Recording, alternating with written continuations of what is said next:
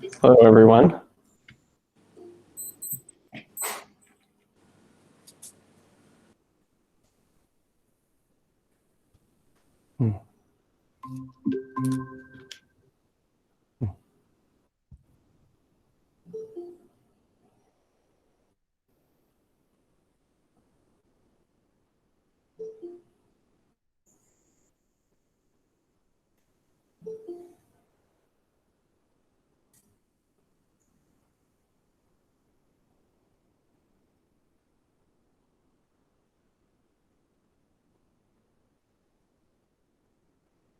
Hi, everyone. As people filter in, we'll just begin with a little bit of practice. Begin by bringing awareness to your breathing. Notice the sensations of breathing at the abdominal area.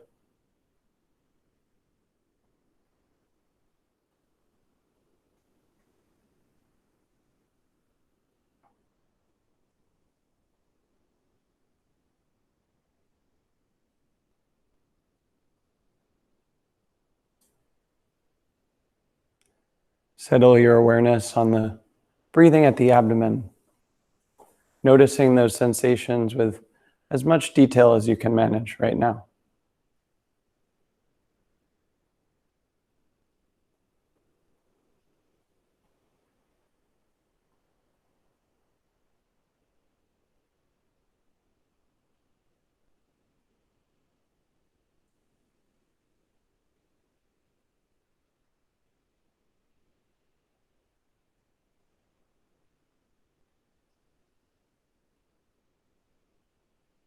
Use this exercise of following the breathing as a test to notice what it's like to be you right now.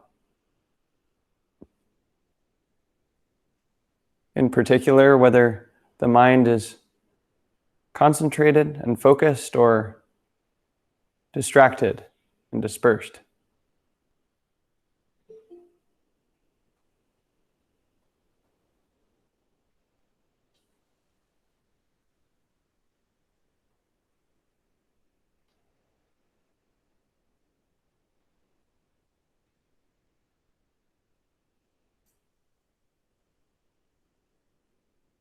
Follow the breathing as a way to see how you are right now.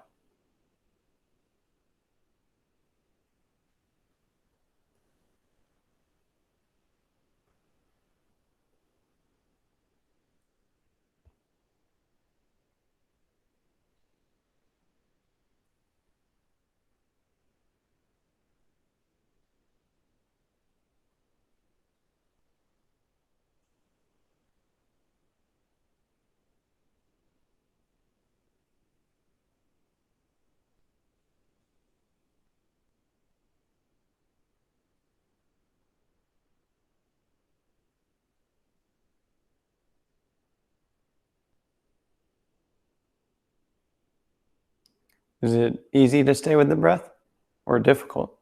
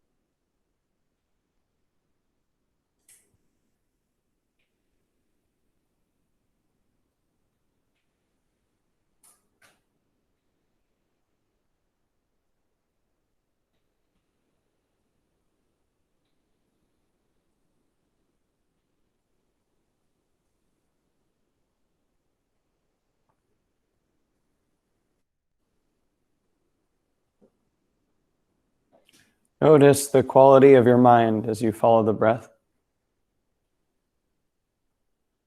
In particular, whether there's focus or distraction.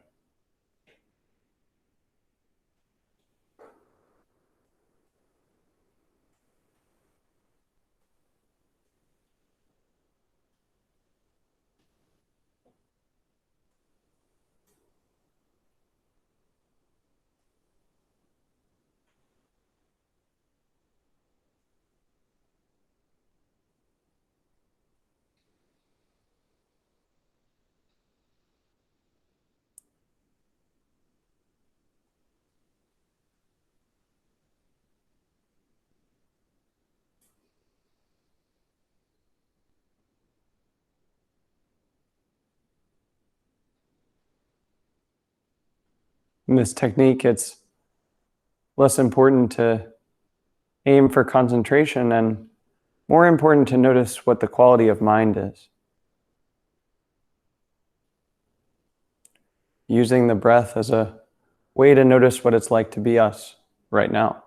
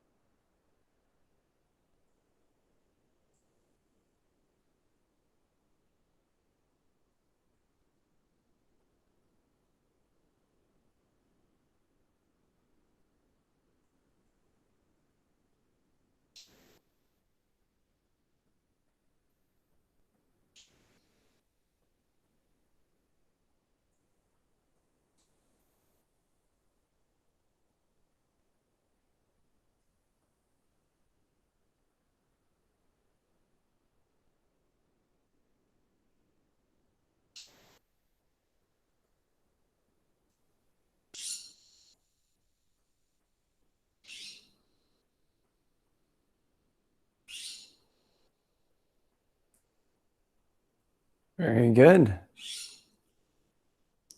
So now if we have a chance to introduce ourselves, and we can also say, in addition to our name, one word that describes what you noticed during that exercise or your state of mind.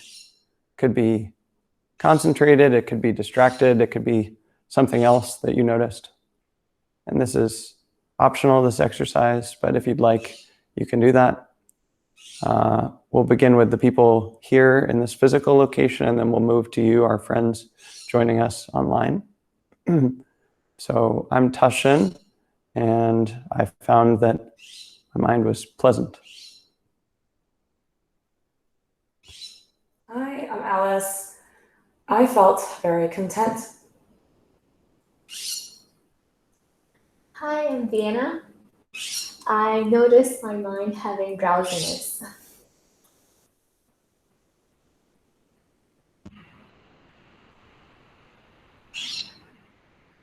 Hello, I'm Zev. I noticed when I was distracted.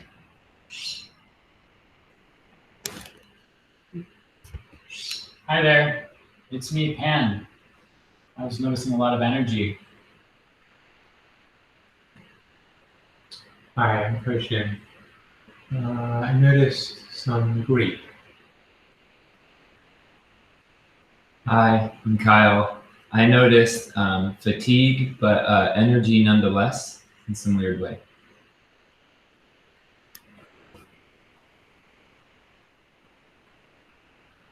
Let's go to Pam. Hello, I'm Pam, and I noticed energetic distraction. Let's go to Stanley.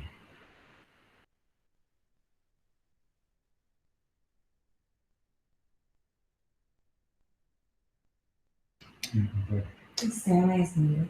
Technical difficulties. I'm Stanley, father of Tasshin, and I noticed calmness. Renee. Hi, I'm Renee, and I noticed a tug towards dinner. Let's go with Anne. Let's go to Lynn and Bob. Hi, my name is Lynn, and I noticed a sense of relief. And I felt rather peaceful. Let's go to Rich. Hi, everyone. I'm Rich. I noticed distraction and wanting to go to tiredness and sleep. And Margaret.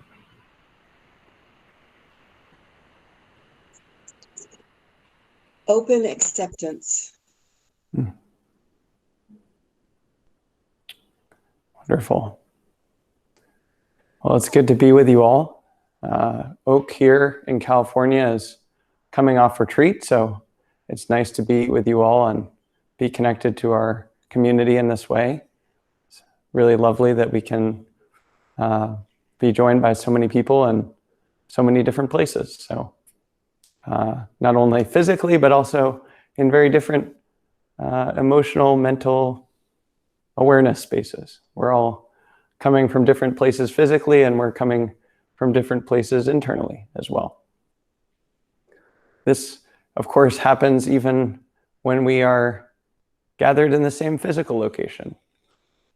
Even here, we see people are in very different places. Some people are concentrated and enjoying that. Some people are distracted.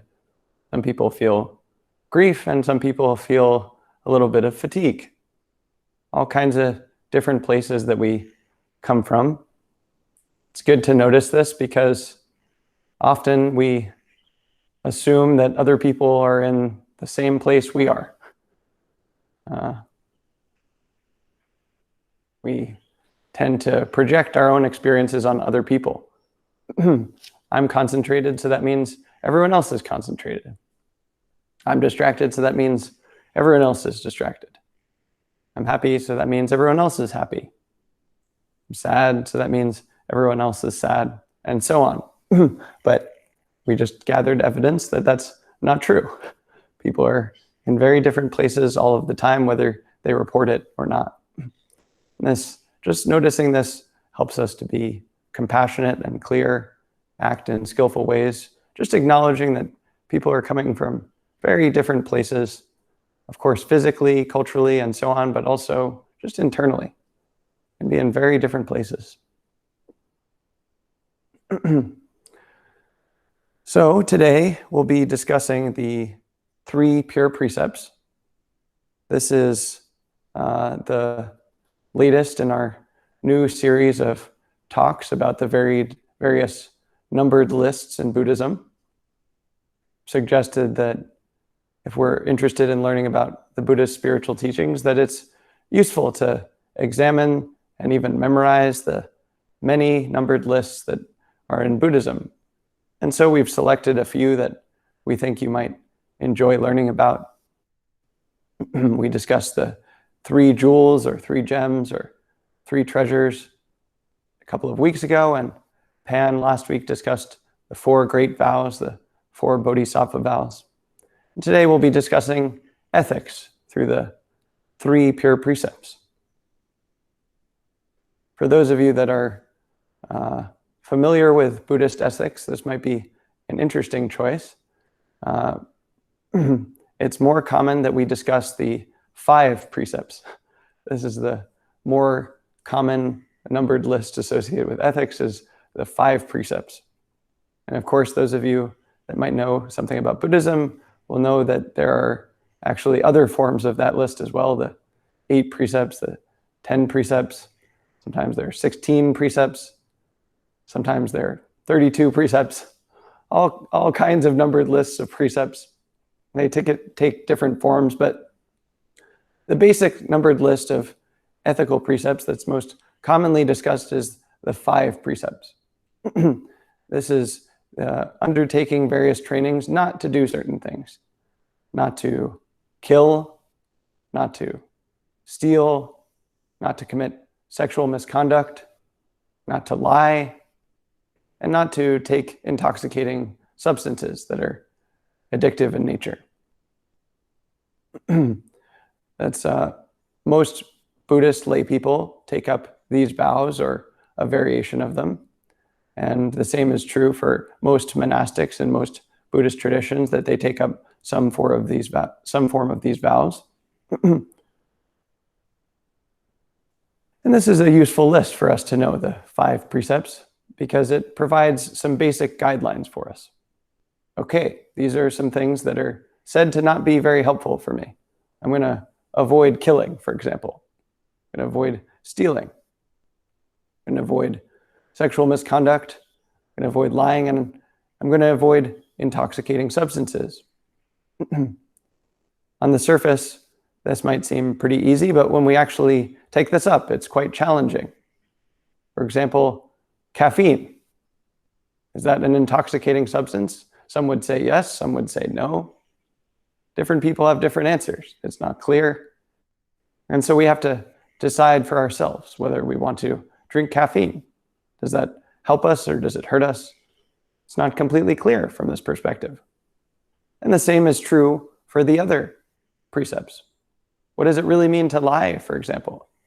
Of course, we want to avoid simply wrong statements, things that are just factually inaccurate, but there are more subtle forms of lying. What about white lies, for example? Are those beneficial, harmful? There are other forms of speech that might have problems that aren't just simple factual inaccuracies. When is something useful to say and when is it not useful to say, for example? There are many kinds of challenges like this when we take up the 5 precepts, that we realize it's not as simple to not kill or steal as I thought it was. It's not as simple to not commit sexual misconduct as I thought it was. It's not as simple to avoid lying or intoxicants as I thought it was. And so this is why I decided that it would be useful to start with the 3 pure precepts. This is a different list. It comes from the Dhammapada, which is a collection of short sayings of the Buddha, one of the more well-known Buddhist texts, especially in this part of the world. And this is a different list of ethical precepts. Here at Oak and also at Maple and Willow, we chant it after the 5 pure precepts. So each morning we chant the 5 precepts, and then we chant the 3 pure precepts that we'll be discussing today. And together these form a very useful set of moral guidelines for us. The 5 precepts are somewhat specific, but the 3 pure precepts are even more broad. They're very broad. I printed out a couple of different translations of them so that I could share them with you today.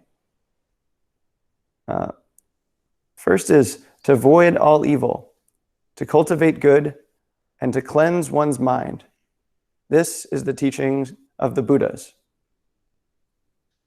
To avoid all evil, to cultivate good, and to cleanse one's mind. This is the teaching of the Buddhas. Here's another translation.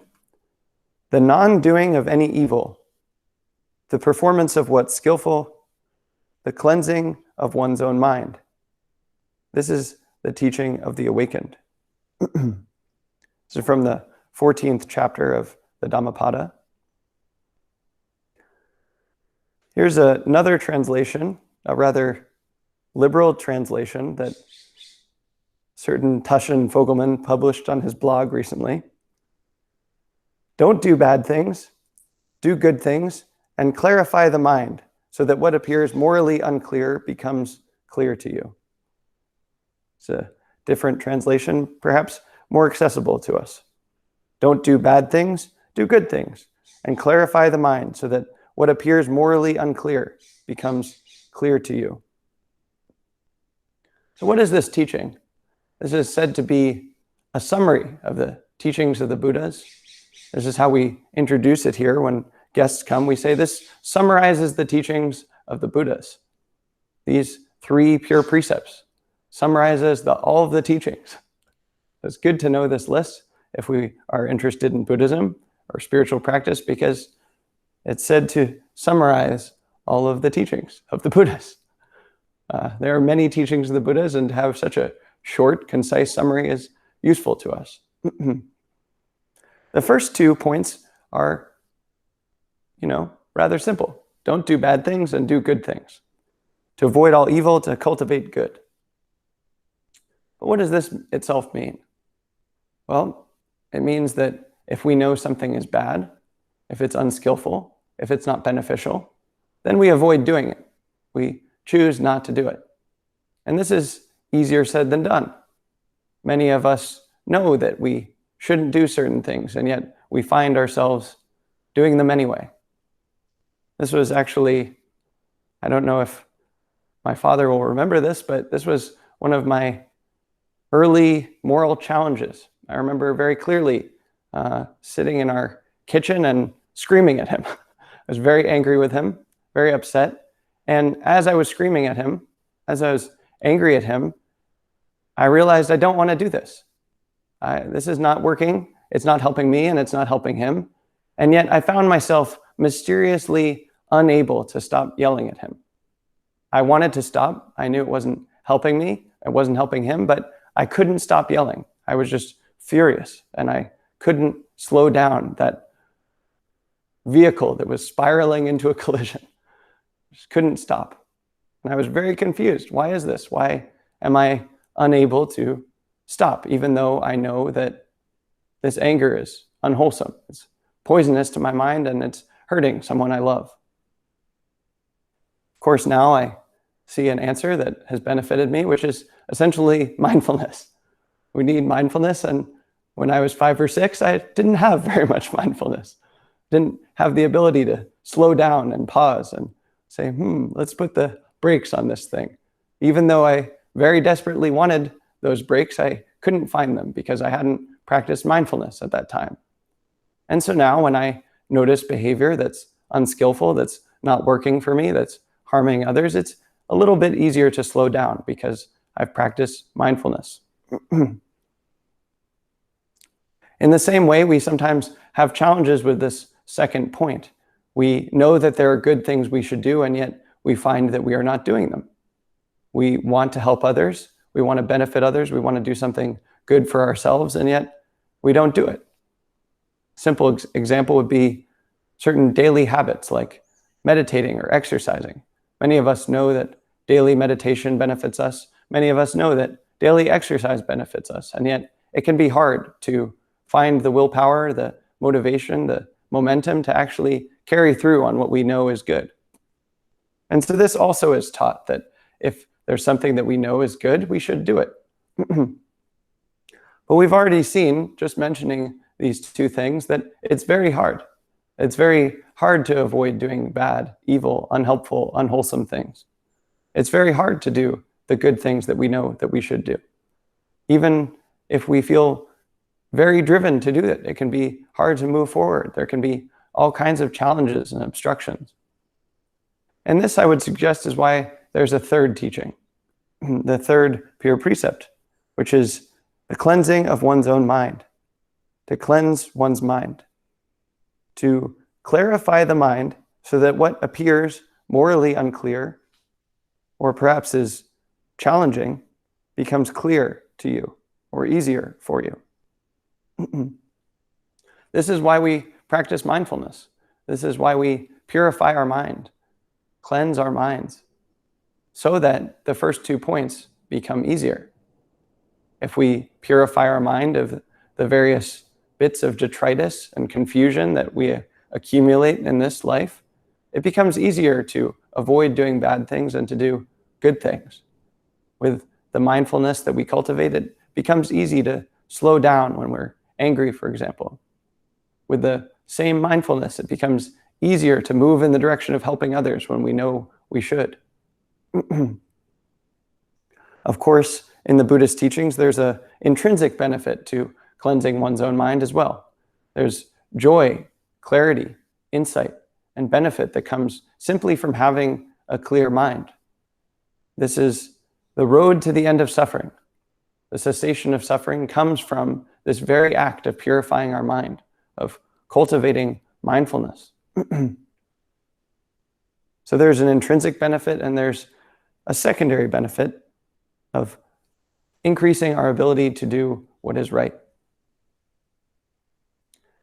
And I think that these 3 pure precepts, although they're very broad and perhaps seem simplistic, are quite useful because many of the situations that we find ourselves in these days are not so easy to discern what we should do.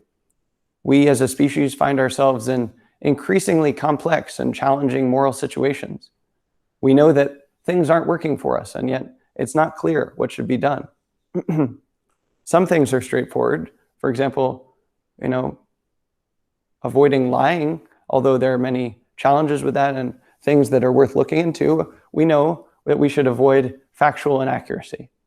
At least on the surface level, that's fairly easy to notice that that's beneficial and to put it into practice. But often these days we find ourselves in situations that are quite challenging and confusing. Again and again, we're, for example, put into a social situation where it's not clear how to act. How should I speak? There's something that's awry here. How do I respond appropriately? We don't know. There's no answer for many of the problems that we face in our life. There's no book we can read that tells us how to respond to this very specific, unique, singular, unprecedented circumstance. What do we do when a family member is confused in this very particular way, or our friends are hurting themselves in this very particular way? How do we respond? How do we care for them in a way that this very particular person will receive what we have to say, will hear it and benefit from it? It's not clear. It's not easy. And I would argue that this act of cleansing one's own mind, of purifying our mind, removing the hindrances and the poisons and so on, which we'll presumably discuss later, is the conditions to have good consequences in the moral realm. Simply having the ability to perceive a situation with more clarity enables us and empowers us to act appropriately and skillfully in these challenging and unprecedented situations. It's not that we suddenly know precisely how to act in the perfect way, not that at all, but that if we can clearly perceive what's happening because our very mind is cleaned of these confusions, then it becomes possible to respond in a more appropriate way than we would if we were confused or distracted or hindered in different ways. And this is a spectrum. It's not binary. So it's not that our mind is either completely confused or completely clear. We just move in the direction of clarity. We just move away from confusion. That's what this practice is all about. Over time, we can more and more clean our minds so that we can see more and more clearly, so that more and more we can avoid doing bad things, and more we can do the good things that we know we should do.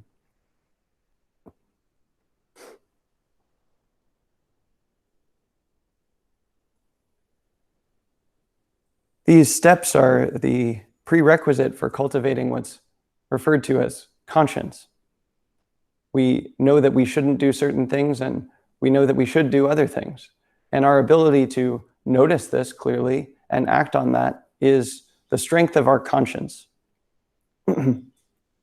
It's not enough to simply notice something that our conscience says. We have to act on it.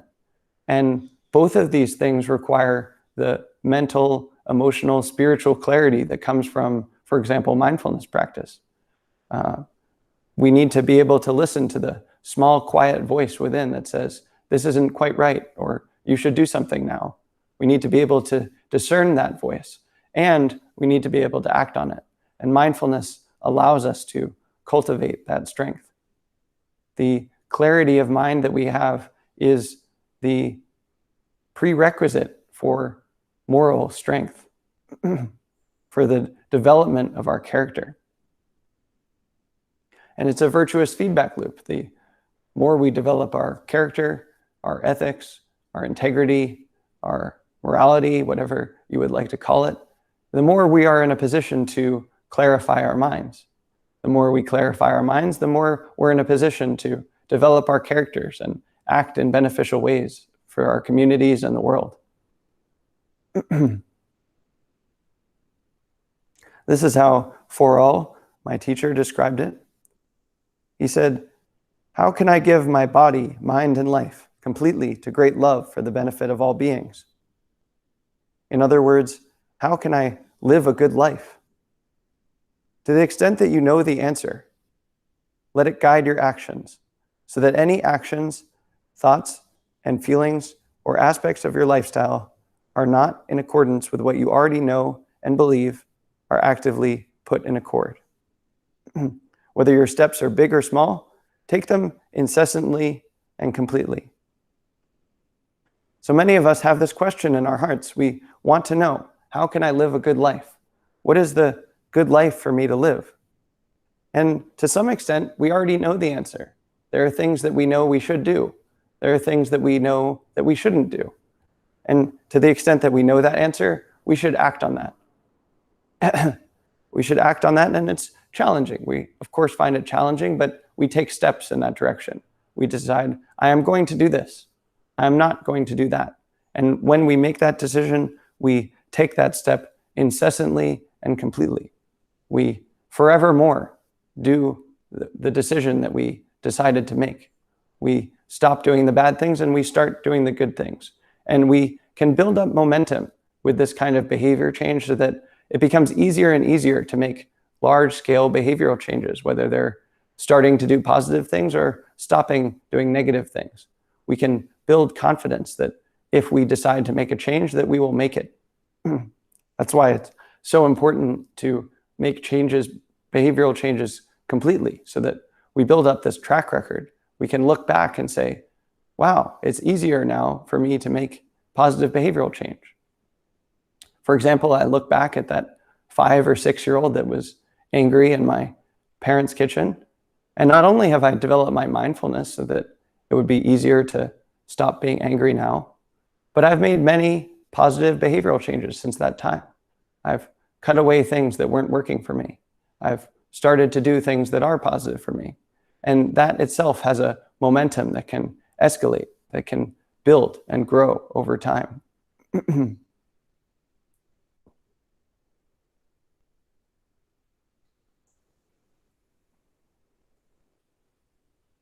There's a beautiful teaching that Peace Pilgrim shared. She's a spiritual teacher from the last century that I like quite a bit, and we in our tradition are quite inspired by. And she talks about living up to your highest light. She says that each of us have some light, and it's important that we live up to the highest light that we have. She says, "For light, I go directly to the source of light, not to any other reflections. Also, I make it possible for more light to come to me by living up to the highest light I have. You cannot mistake light coming from the source, for it comes with complete understanding so that you can explain it and discuss it. I recommend that way to all who can take it. And great blessings lie in store for those who are wise enough to quickly put into practice the highest light that comes to them." So light here is a metaphor. It's not literal. But the point is, each of us has wisdom. Each of us has a conscience. Each of us knows what should be done and what should not be done. And it's important that we live up to what we already know, that we put that into action to the best of our ability today. It's not that we have to be perfect or omniscient and know everything and always do the correct thing. But if we do know that something should be done, or we do know that something shouldn't be done, it's important that we follow through on that. Simply by following through on that, she claims, more light will be given to us. If we live up to the highest light that we have, there will be great blessings that lie in store. More light will come to us. So even though these 3 pure precepts are very, very broad, not even as specific as the 5 precepts, which are avoiding killing, avoiding stealing, avoiding sexual misconduct, avoiding lying, and avoiding the taking of intoxicants that cloud the mind. They're far more broad than that, to avoid evil, to cultivate good, and to cleanse one's mind. It can be very useful because it guides us in a time that's morally complex and confusing. It guides us in our own personal development as we refine and rarefy our conscience and sensibilities about morality. And indeed, this character development, this ethics, this morality is itself the conditions for further purification of mind. A purification of mind that is said to lead to the end of suffering, to cessation, to awakening. So if ethics and character development are the beginning of the path, it's very important that we take these steps well, that we take them seriously, that we take the steps that we know how to do so that further steps become possible for us, and so that we are supported in our meditation practice, in finding true insights that truly benefit ourselves and the world.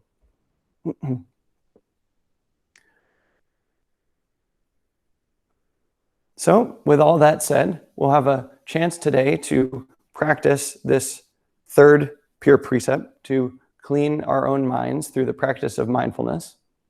And from that place, I hope we'll be in a position to, in the coming days and weeks, to put this into practice.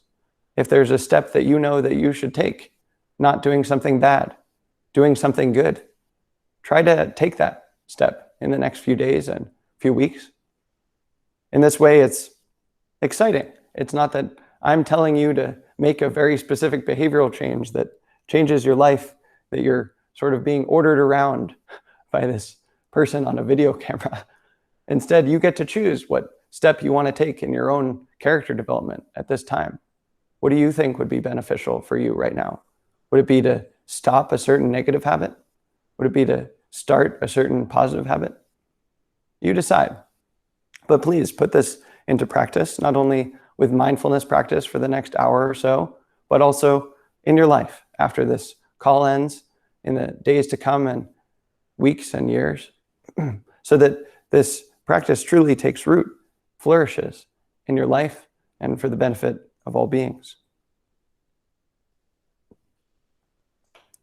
So we'll practice now for about 45 minutes or so. Then there'll be a time after that for discussion, reports, questions, anything like that. Please feel free at any time to use the bathroom or take a break as you like, but we'll be meditating here for the next 45 minutes or so.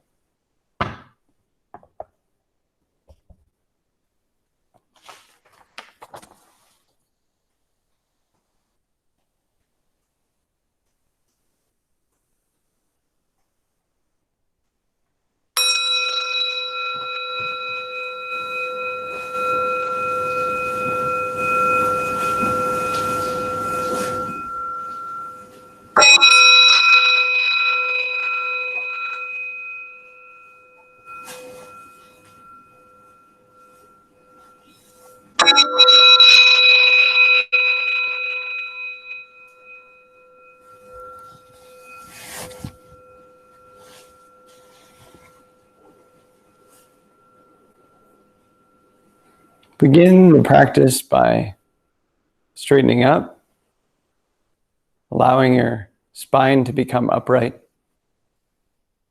and settling in, relaxing any muscular tension that's present for you at this time.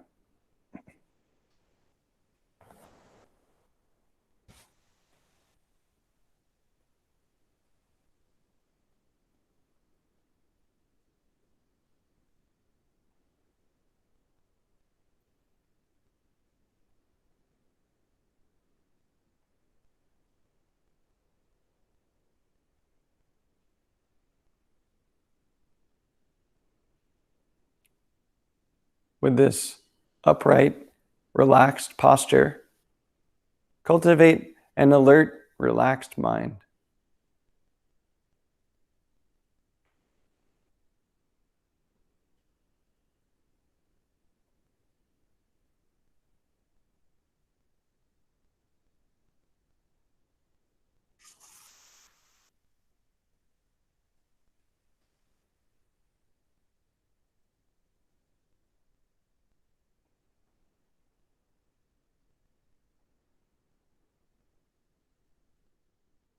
With your posture established, once again, bring your awareness to the breathing at the abdomen. Notice the sensations of breathing at that location.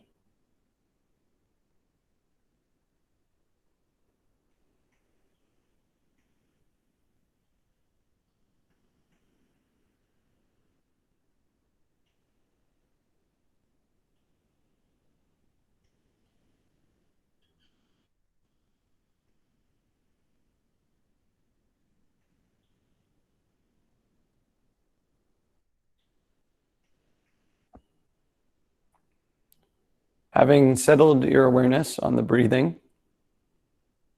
we're going to begin an exercise using these breathing sensations.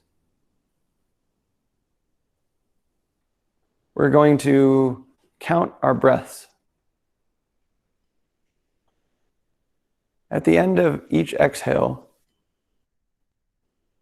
use a number to indicate how many breaths you have followed.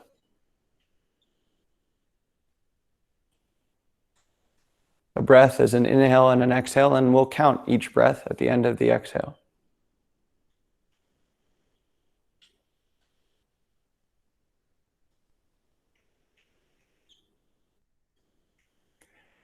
If you get to 10, start over. Begin counting again. And if you lose count or go past 10, use that as an indication that you are distracted, and begin again.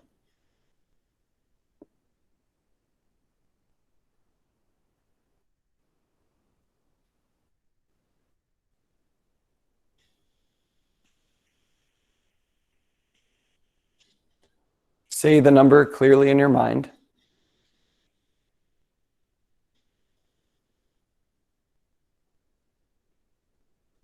And stay with the sensations associated with breathing.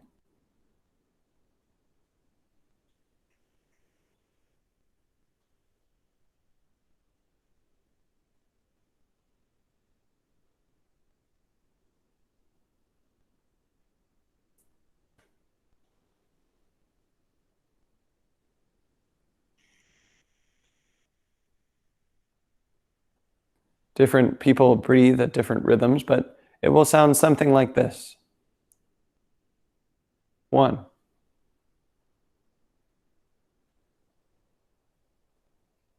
2,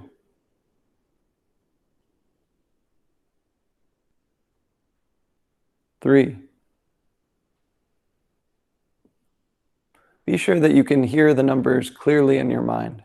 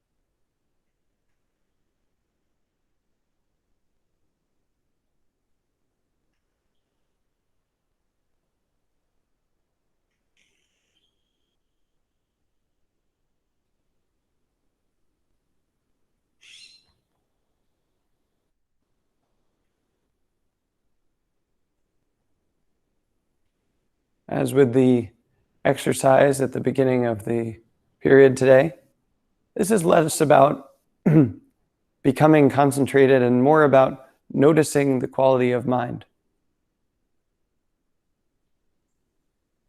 Each time we stay with the count or lose that count, it's an indication that we're concentrated or distracted. It gives us feedback about the state of our mind right now.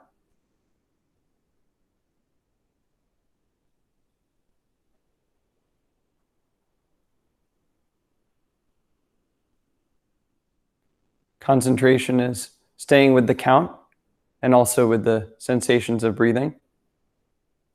And distraction is losing the count or losing connection to the sensations of breathing.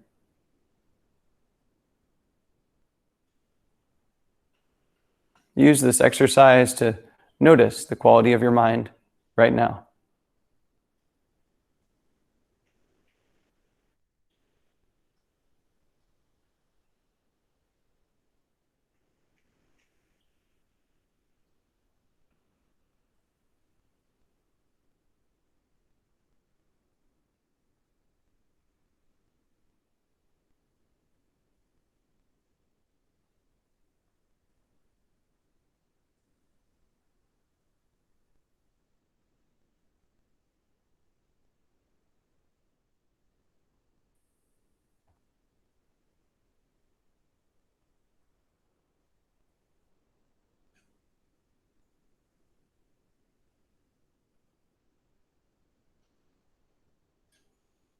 If you become distracted, simply notice that and begin again.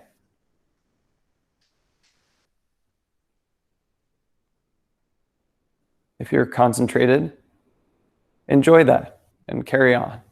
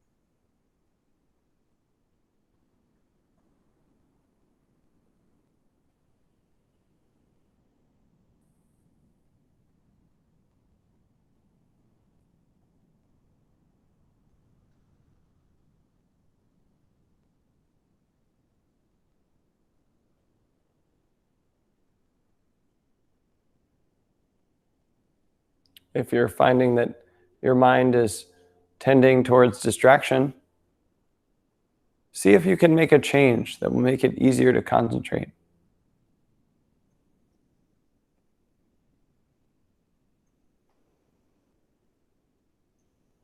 If you're finding that your mind is tending towards concentration, if you'd like, you can increase the challenge level by noticing how many times in a row you can get to 10 while staying with the breath sensations.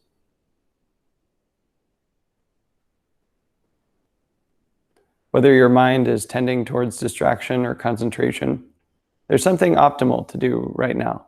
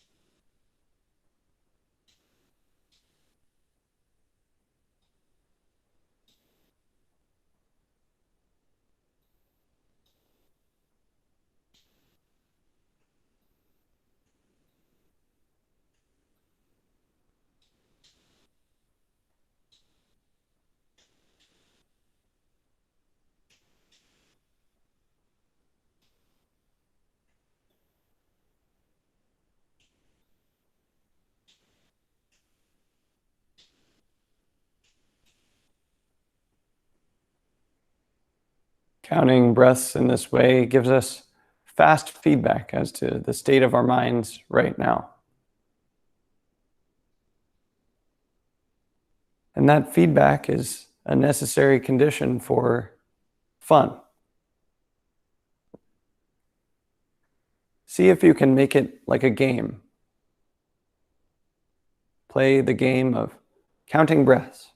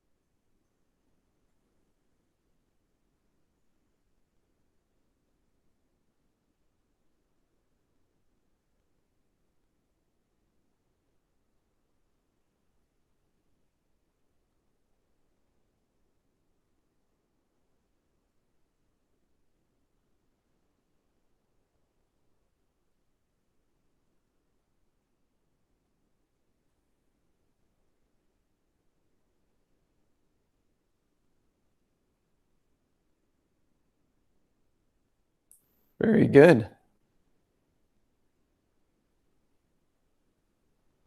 Continue to stay with the sensations of breathing at the abdomen. But for now, drop the counting of breaths.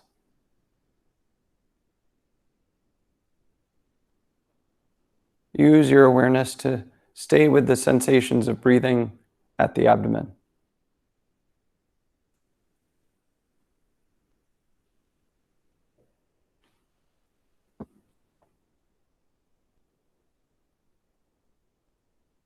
At the end of your next exhale, say the word gone in your mind, labeling the vanishing of the exhale.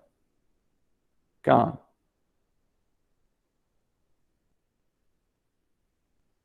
Gone.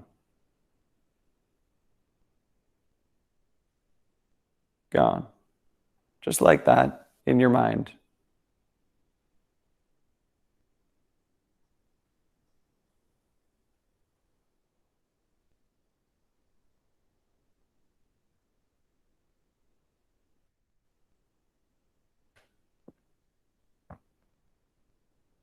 Be sure that you can hear the word gone clearly in your mind at the end of each exhale.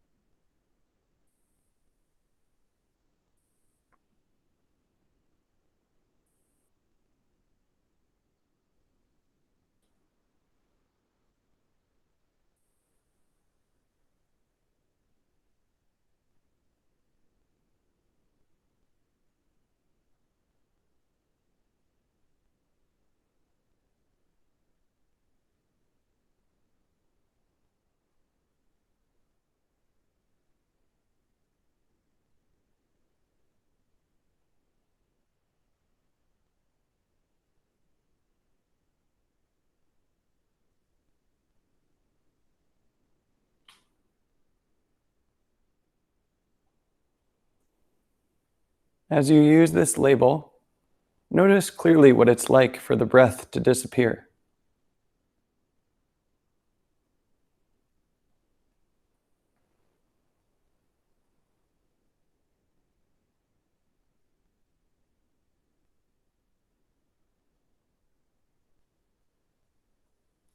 What is it like for the exhale to end?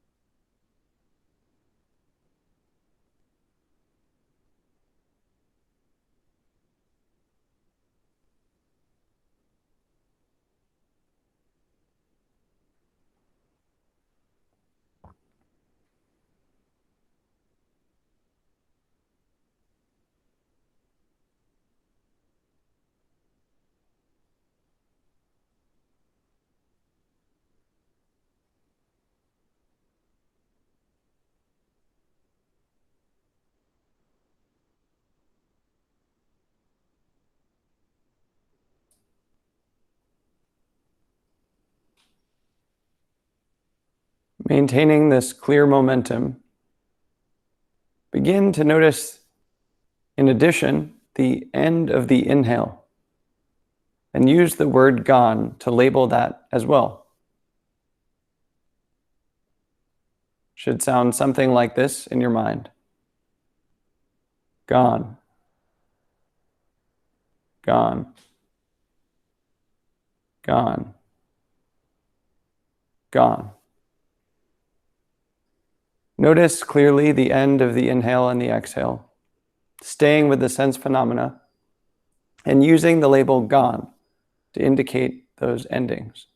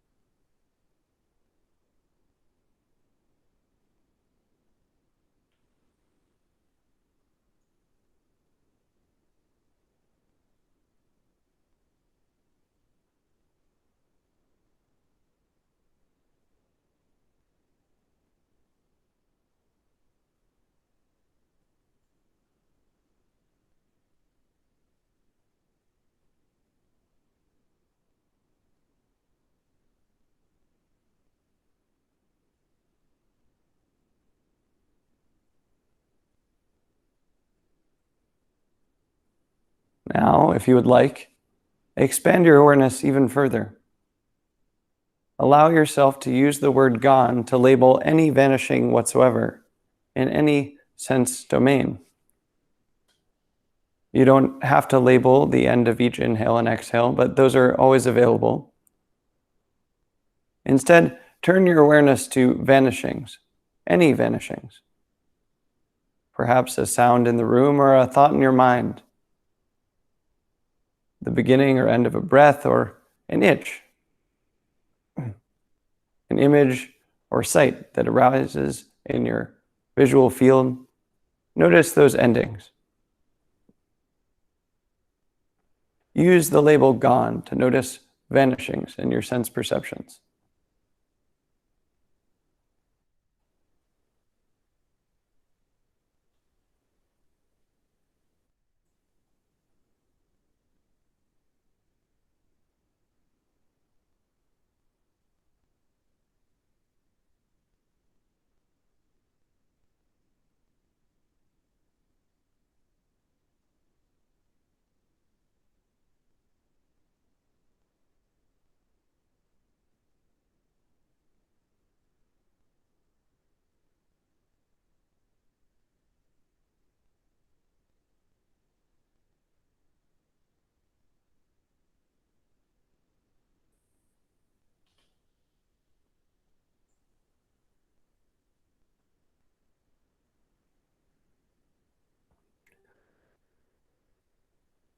Be sure that you can hear the word gone clearly in your mind each time you notice a vanishing.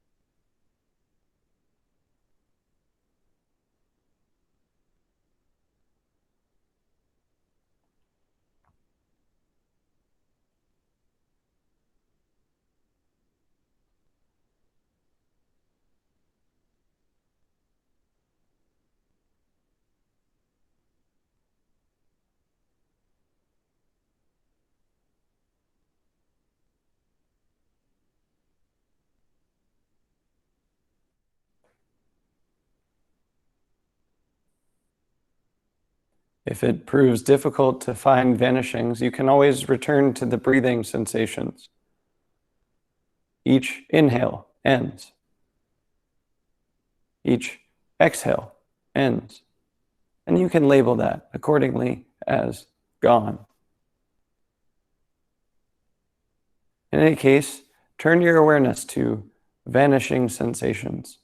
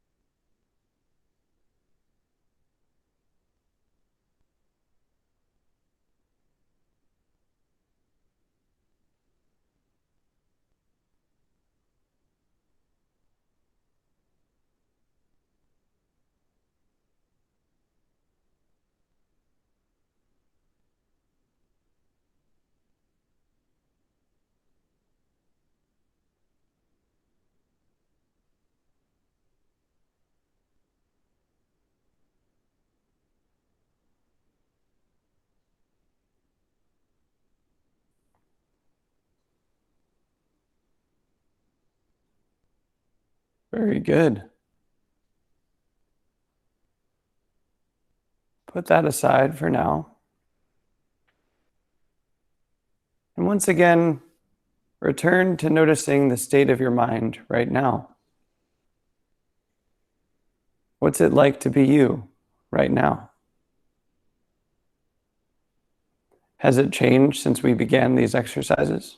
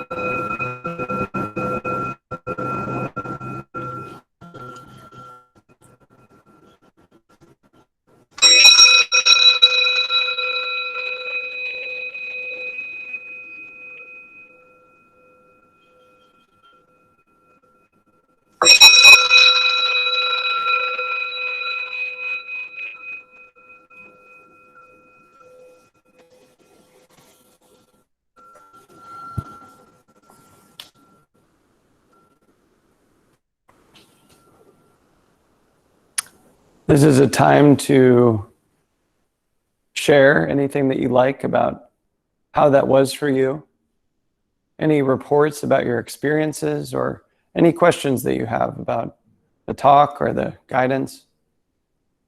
This is your time.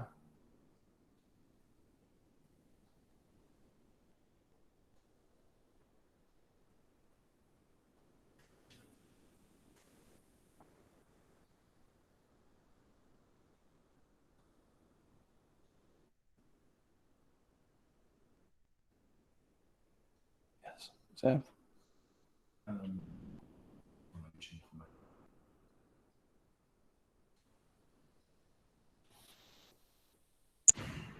So this is Zev speaking from off screen. I found parts of that really unpleasant, surprisingly. I found I kept on wanting to blur the labels. So numbering, I really wanted to number the entire time during the out breath. I really wanted to number the entire time during the out breath. And forcing myself to label only at the very end once was very difficult. And I was getting really surprisingly agitated when I was doing that. And then I found labeling gone was also like disturbing. I was kind of upset that things were gone, and I kind of wanted to blur together and not have a single point. Or when I was, I wanted to kind of just say the word and not really look at the fact that the breath was gone. So it was difficult.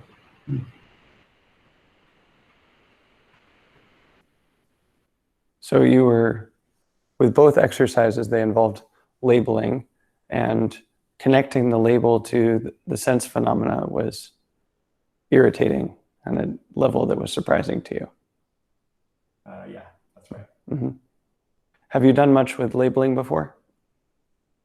I've done some with labeling. Mm-hmm. Yeah, I think there was something in particular about labeling gone, right? Just noticing the fact that the phenomenon has vanished, that was upsetting. When when I was counting, I think part of it was wanting to keep track of where I was, right? Not wanting to forget which number I was on. So wanting to kind of use the number throughout the entire out breath so I didn't forget where I was. I think that would have been fine to do that with the numbers. In general, you can be playful and experimental with techniques and do them differently and see what happens. It's a good thing to do, be creative and playful. Certainly, if you find that it's not working for you, you can make a change so that it does. Of course, with both of these techniques, it's good to stay close to the actual sense phenomena. The label is just a tool to stay with the sense phenomena. It's not really about the words. They just help you to stay with the breath or the vanishing sensations. As far as the vanishing sensations being unpleasant, one of the reasons that this exercise is powerful is that, well, of course, in Buddhism, the claim is made that all sense phenomena are impermanent, that this is one of three characteristics of all sense phenomena. Maybe we'll discuss the other two at a future Saturday sit, but one of the characteristics is impermanence, that all things change and end. And as far as I can tell, our perceptual circuits, our sense phenomena, the way we perceive them, the tendency is to not notice this, even to avoid noticing it. We deeply believe that various aspects of our experience are permanent. We believe that our body, for example, is permanent. We believe that our emotions are, permanent. We believe that our self is permanent. We believe that what's around us and the people around us are permanent, when in truth, they're not. We're not. Emotions end. Bodily sensations end. People end. And our perceptual circuits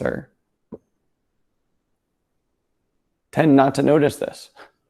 And so it can be unpleasant to turn around and notice, oh, wow, this actually ends. That's truth. That my breaths end. This itch ends. This emotion ends. My perception of people ends. Everything that I perceive with my senses ends. Maybe it returns. Often things come and go, but they do end. They're impermanent. And this is why it's an insight practice. It's a chance to notice clearly that things end, and that can be unsettling for us.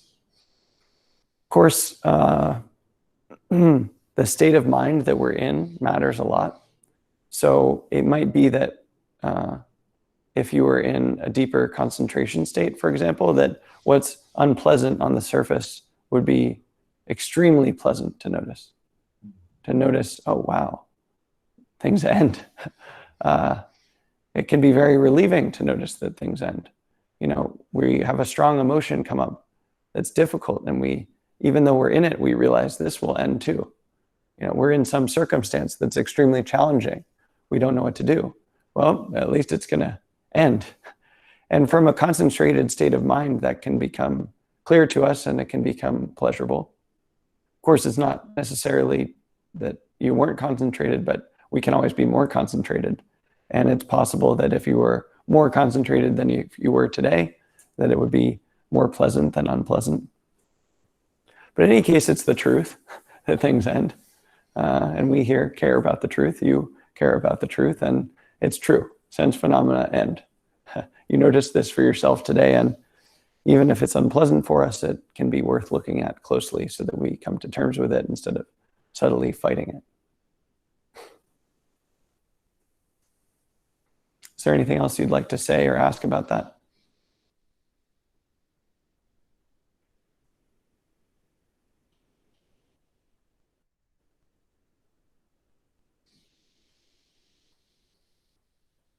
I guess one other thing that I didn't mention, but is very much in line with what you're saying here, is that when I was numbering my breaths, partially I was being strict with myself just because I noticed that it was unpleasant. Right? I noticed, oh, I don't want to do this. Oh, let's see what happens if I just do it. Let's try to investigate that a little bit. And I also noticed that I immediately started getting sleepy. I was trying to avoid it by falling asleep or thinking about other things or whatever. And also, it was a little bit harder to fall asleep while labeling gone because I was standing for most of the time. But my mind was distracted with other things. So I was very much trying to not look at it at the same time as trying to look at it. Mm-hmm.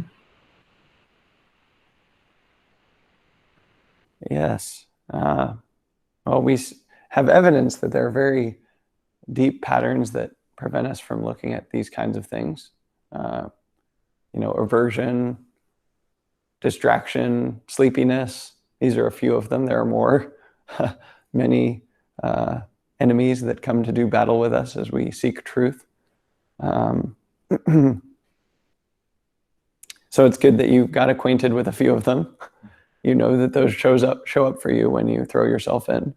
You tried to do this exercise even though you didn't want to and it was challenging. You tried anyway and found some friends that came to keep you company as you did that. So that's good to know that if you're throwing yourself in, you get distracted and feel annoyed at it and get sleepy, and that's somewhat out of your control even.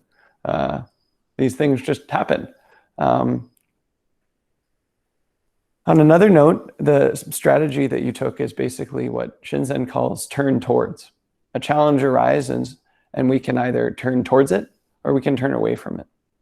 So you turn towards it by trying to do the exercise even though you didn't want to, even though challenges arose. You said, I'm going to do it anyway. And that's a very valid and valuable strategy. I think it's good that you did that.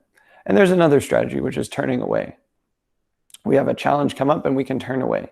And, there are many ways to do that, but one is switching techniques entirely. So even though there's guidances here about particular techniques that might be useful or interesting for you to try, you never have to do that technique. You can always do another one that you like or feel inspired to try.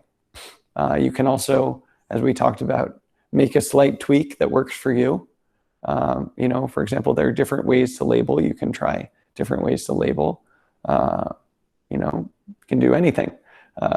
It's your mind after all. You get to play with it the way you want to, and these are just suggestions. In general, I would suggest that we notice whether we tend to turn towards or tend to turn away. Most of us tend to do one or the other. And it's healthy to do both. It depends on the circumstance, of course. Sometimes it really makes sense to do one or the other. But we want to know about ourselves which one we tend to do and at least try the other one. If we tend to turn away, sometimes it's good to turn towards, to look closely at the challenges that come up, even if they're unpleasant or we don't want to. And if we tend to throw ourselves into the most challenging thing that we can do, even when it's unpleasant and hard and difficult, that can sometimes become sort of self-abusive. I'm just going to do it the hard way because I deserve to do it the hard way, and I'm going to beat myself up with the hard things. I don't have the sense that that's what you do, but I know I have in the past. So if that's the case for us, if we tend to just do the hard way just because it's the hard way, then, we can ease up and turn away as well. Do some loving kindness. It's really nice. It's a good strategy to have some loving kindness or positive self-talk or, relaxing your muscles or any other number of techniques that are pleasant to do and fun and interesting. You don't always have to do it the hard way. So I think for you, it's excellent that you stayed with it, even though it was hard and you didn't want to. It's good to cultivate the ability to do things when we don't want to. It's a pretty low stakes environment to do something that we don't want to. It's not really going to hurt you, even though it's unpleasant, right? And that's useful to you to just know, okay, I'm willing to do something, even though I don't really want to. So I think that was great. And there's also turn away if you like.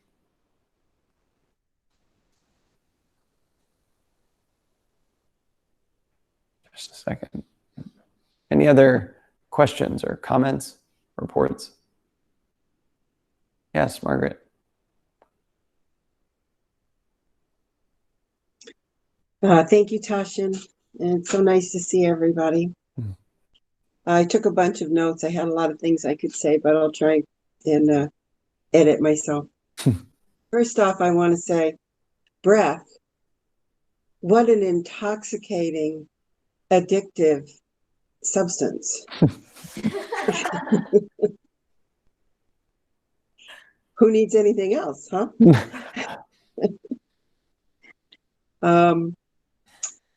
And when you said we were going to count, my brain just goes, whoopee. I love to count, although I'm disobedient. And I didn't count to 10. I counted to 97. I noticed in the beginning of counting, my brain was very active and wobbly. I felt like I was walking a balance beam, which is something I'm certain I cannot do. And I always had that feeling like I was just going to slip right off. But eventually, the counting brought me to a steady place. And then breathing to gone is always, I like that. I like all of these parts of this sit, actually. And so breathing to gone is more liberating. I heard Eckhart Tolle say earlier today that, and of course we know this, that he said the brain thinks just like the heart beats, and you wouldn't dream of telling your heart to stop beating. So why would you tell your brain to stop thinking? Just go beyond that, I think is what he said. Just expand beyond that. So with gone at the end, that's kind of where I got. And then when you had us add gone at the end of the in-breath, and then the whole thing came together for me in like a structure. And then there was this, I had this feeling of at the end of the in-breath, it's just this cascading feeling like a waterfall just cascading out till the end, gone. And it was all very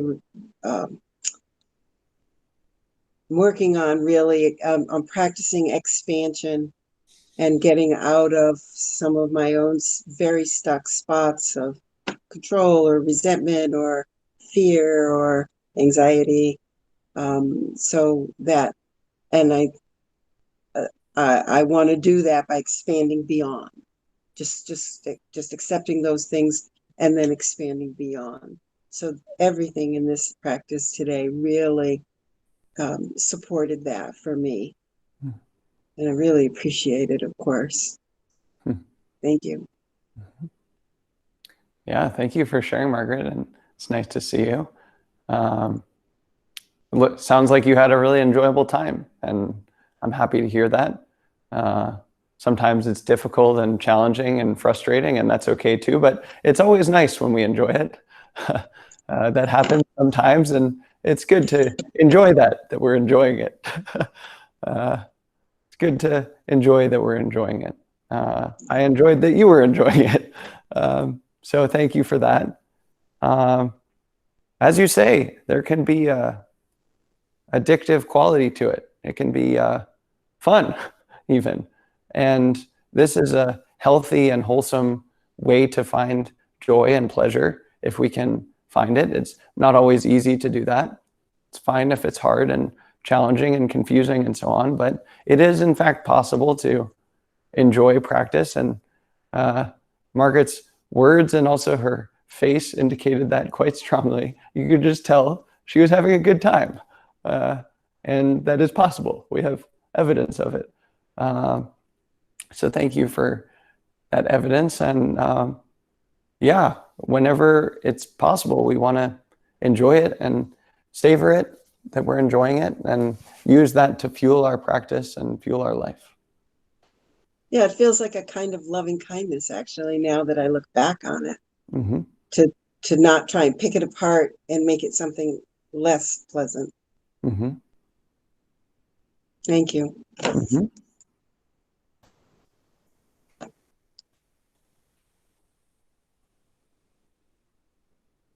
Any other questions or comments?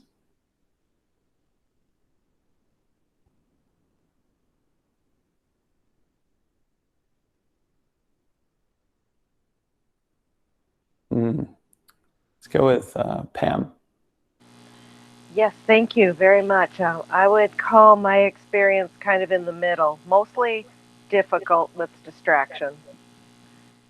So at the end of the longer sit, the one we just did, I started settling in quite a bit more and enjoyed that. Mm. And then I don't know how to describe it, the subtle talk. It sounds like screams in my head.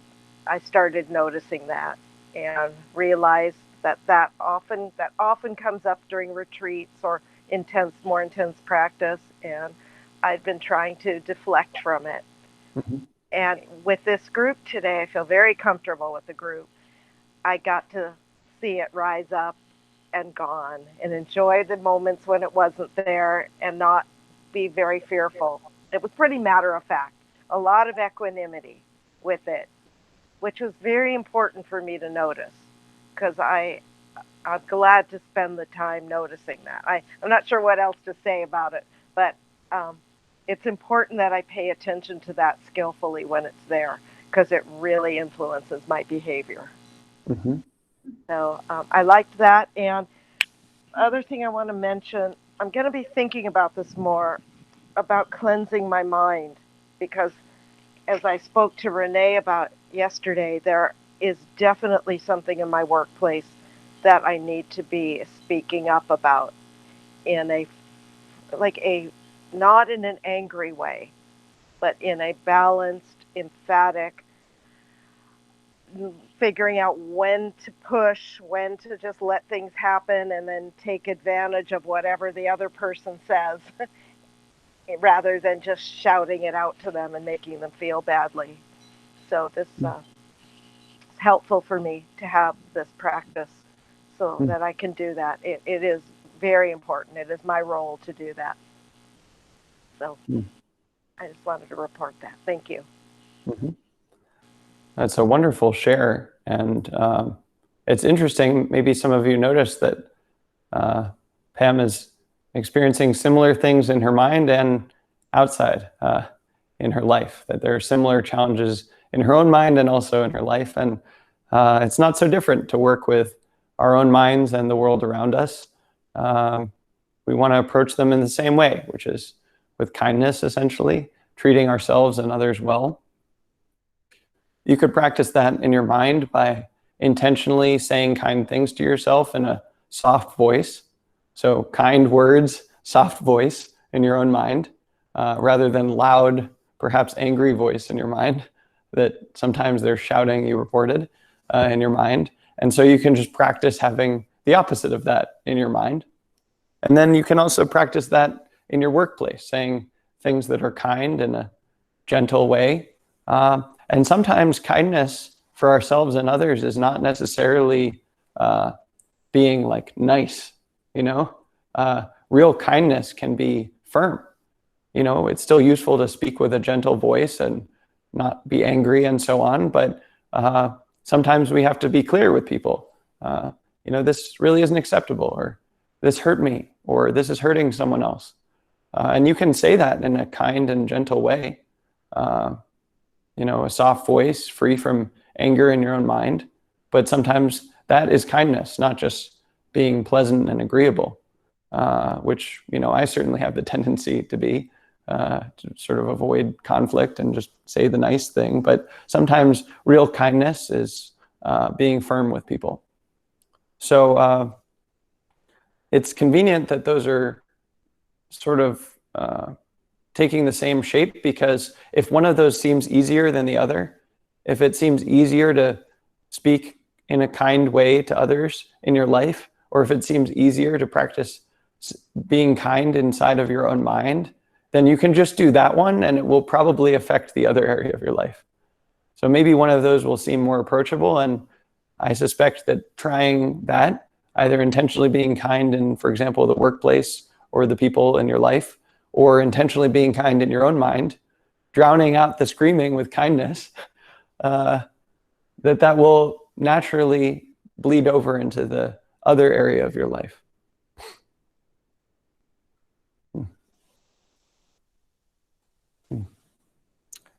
Renee, I think we have time to hear from you as well, if you'd like. Mine was just a quick observation. Rich and I were just talking about this week, that practicing Gone has just never really been something that I've worked with. And I remember saying, I feel like I want to do that. Well, I don't want to do it, but I want to do it more. And so it was an opportunity today, not too different from what Zev reported, just that, you know, okay, here it is. Letting go of, all right, this is my opportunity to have guidance to do this practice. And, you know I can do whatever practice I want to, but it was really a lovely opportunity to work with it and to sort of disengage from, oh, well, I want my labels to be at a certain time, and now the frequency has changed, and now they're erratic, and now they're, it's like, I can practice. Thank you, Tasshin. Thank you. Mm-hmm. Yeah, wonderful. It's funny that you were intending to do Gone more, and then here we are. Very interesting synchronicity there. I find it's easier to teach it, and I hope to learn it, if you start with the breath, because it's very accessible to notice that the breaths end, that the exhale ends and the inhale ends, especially if you've already been doing a breath awareness technique before that. But if you continue to practice it on your own, for example, this week, feel free to just start with any sensation of any kind ending, whatever is accessible. And often I find when I practice it for myself, there are times where Gone is very available in basically every sense domain inside and out. And there are times where it's very hard to find vanishing at all. And in those times, I tend to return to the breath, because it's easy to notice that the breath begins and ends, at the inhale ends and the exhale ends.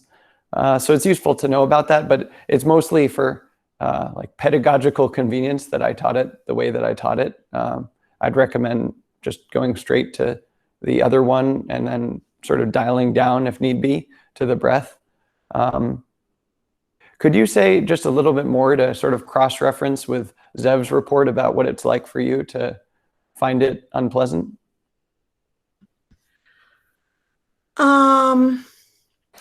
Sure. So finding it unpleasant is just knowing the resistance. So the idea that actually I have the intention that practicing Gone would be a good thing to do does not mean I'm actually looking for opportunities to do it.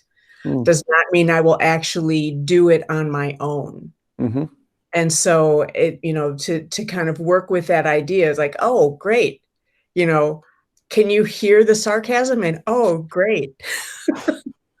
We get to do Gone. I wanted to do this. Fine.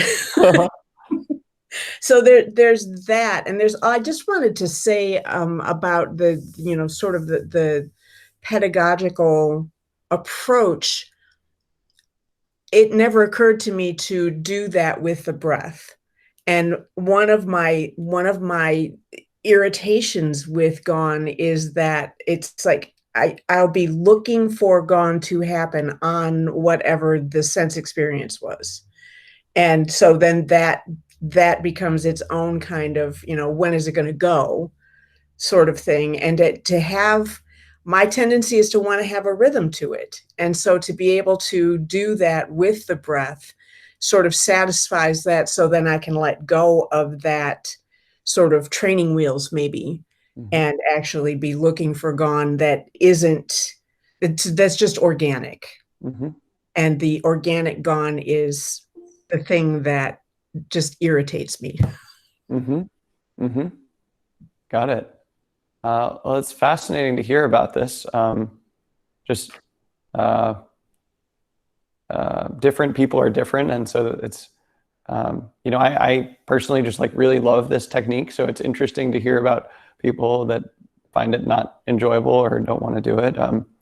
It makes sense that you like having a rhythm. This is very useful. Rhythm is basically how you do concentration with a noting practice, or at least one way of doing it. So the breath can be useful for that, as you discovered. It's also possible that, especially as our sense of gone expands and becomes more available to us, that itself can have kind of a rhythm where it's just gone, gone, gone, gone, gone, gone, gone, gone, gone, gone, gone, gone, gone, everything gone, gone, gone, gone, gone, gone, gone. Oh wow, that's ending, that's ending, that's ending, that's ending, that's ending. That may not be available to us, but it is possible. And when that happens, at least in my experience, it's fun and interesting and a little bit disorienting. So you might look for that, or at least, see if something in that direction is possible. But if it's challenging, as I say, it's totally acceptable to just make the focus space vanishing sensations in the breath. Or, often, especially if you're in nature or something like that, you can stay with just vanishing sounds, for example. Birds coming and going, or, whatever it may be, can be accessible. Different parts of our sense phenomena at different times can be easier to notice that they vanish and end. It's fine to restrict the focus space to what's easy to notice. It's also fine to expand it to what's hard. It's all good, as Shinzen says. So, yeah, so thank you for sharing what that was like for you. Thanks, Tasshin. Yes, so we come to the end of our time together. Thank you all for joining us. I hope this was interesting and useful to you. And we'll be here next week at the same time. Thank you, everyone. Thanks. Be well. Be well. Take care, everyone. Have a good week.